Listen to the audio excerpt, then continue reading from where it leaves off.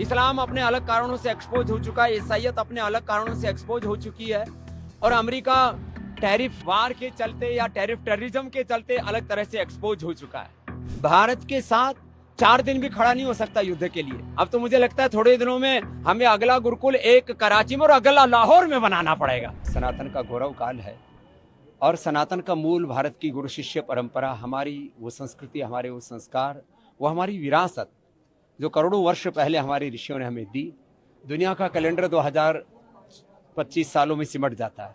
हम 1,96,68,53,126 वर्ष पुरानी उस ऋषियों की विरासत के संवाहक और उन ऋषियों के हम वंशधर हैं और उन ऋषियों के वंशधरों के नाते जो इस समय हमें करना है उसको करने के लिए, जैसे श्रद्धाचार्य श्री ने कहा, भारत की गुरु शिष्य परंपरा, गुरुकुल परंपरा, हमारे संस्कार, हमारी संस्कृति, हमारी विरासत और उसके साथ आधुनिक विज्ञान के समन्वय से भारत को नव प्रतिमान घड़ने पड़ेंगे। क्योंकि दुनिया जिस दौर से गुजर रही है, पहले एक दौर था पॉलिटिकल कॉलोनाइजेशन का, फिर इकोनॉमिक कॉलोनाइजेशन आया और अब पूरी दुनिया में डिजिटल कॉलोनाइजेशन का एक नया दौर शुरू हो रहा है।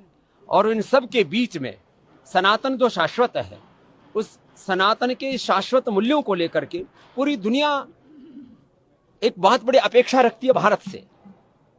क्योंकि जन्म से चाहे हम भारत में 100 करोड़ से अधिक और पूरी दुनिया में 150 करोड़ के लगभग हो सनातनी, लेकिन सनातन के विचार और संस्कार में, संस्कृति में श्रद्धा रखने वाले पूरी दुनिया के लगभग 300-400 करोड़ लोग हैं और आने वाले समय में ये संख्या 500 करोड़ से प्लस होने वाली है।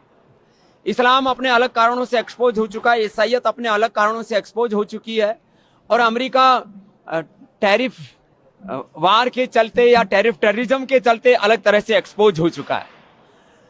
पाकिस्तान तो एक नापाक देश वैसे ही है, वो खुद में ही अपने आप टूटने जा रहा है। उधर पुख्तून उसको तोड़ने में लगे हैं, उधर जो है बलूचिस्तान के लोग जो है वो अपनी आज़ादी की मांग कर रहे हैं।